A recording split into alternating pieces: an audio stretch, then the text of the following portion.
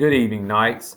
I would like to speak a little bit about our plans for returning to face-to-face instruction, and that will begin Monday, March 22nd. So first of all, let's look at what Plan A is. Plan A, according to NCDPI, includes students coming for face-to-face instruction with limited social distancing.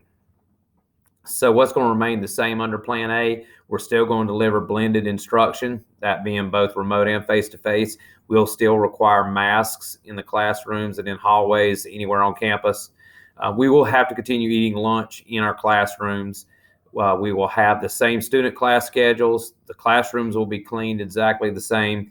We will still do temperature checks in the mornings, and our dismissal procedures will remain roughly the same, with the exception of seniors being dismissed 5 minutes early to help with traffic. Also, our capacity requirements and for our buildings and stadiums will remain the same. There will naturally be some things that we have to do differently. We're going to keep as many of our current practices in place, but there will be some minor adjustments that need to be made just to accommodate the high volume of students.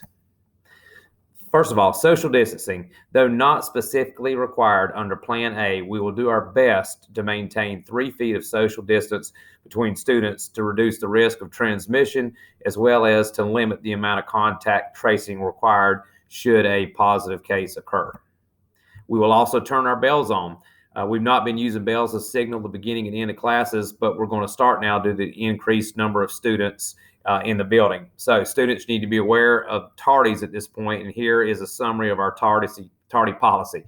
For the first and second offenses, you'll get a warning from the teacher. For the third and fourth offenses, the teacher will administer some sort of consequence, be it short detention, parent phone call, etc.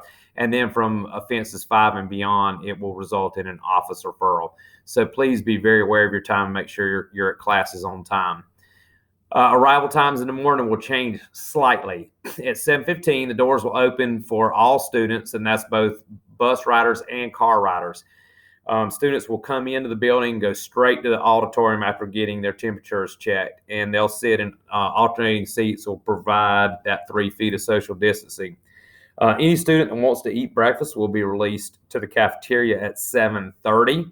Then from 7:30 to 7:45, any student arriving on campus will be required to go one of 2 places. If you don't want to eat breakfast, they'll go wait in the auditorium until 7:45. But if you want to eat breakfast, you'll go to the cafeteria to eat until 7:45. At 7:45, all students will be released from the cafeteria and the auditorium to report directly to first period. First period teachers will have doors on, lights open, and activities ready for classroom instruction at 7:45. So we'll not be wandering halls. We'll go directly to first period. So thank you all as you work with us and support us during this time. We look forward to seeing our students on Monday, March 22nd, for our first day of operating under these new procedures. We thank you for your patience and your flexibility as we continue serving you guys during these unprecedented times. So again, we thank you. We appreciate the opportunity to serve you. And as always, go Knights.